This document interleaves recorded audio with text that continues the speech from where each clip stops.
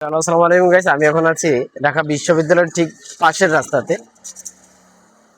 তো দেখেন, এই যে এই রাস্তাগুলোর এই যে এই ডাস্টবিনটার এই অবস্থা, মানে এটা যে কি একটা অবস্থা, এটা ঢাকনা নাই আর কি। সো আমি নিজেই পড়ে গেছি, এই দেখেন আমার হাতের অবস্থা, হাত চলে গেছে। আর হচ্ছে এই আমার ফোনটাও ভাঙা গেছে, নতুন যে ফোনটা কিনছে এই ফোনটাও ভাঙা গেছে।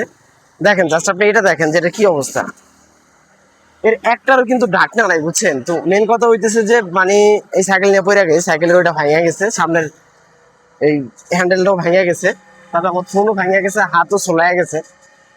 তো হচ্ছে বাংলাদেশ সরকার কি করতেছে? এর থেকে শেখ হাসিনা ভালো ছিল। তুই রাস্তার করছিস পানি যাওয়ার জন্য, মাত্র ওইটা তুই ঢাইকা দিবি না? সাইকেলে হ্যান্ডেল ভেঙে গেছে, হাত চলে গেছে, ফোন ভেঙে গেছে। আর রাস্তা যা করতেছে তো সবাই জানে রাস্তা কতটুকু। সো গাইস, সর্বশেষ কথা যেটা হচ্ছে, এই কয়দিন পরে টাকা টুকা খাইবো, তারপরে বাংলাদেশ ছেড়ে যাইবো। কানকির বললাম।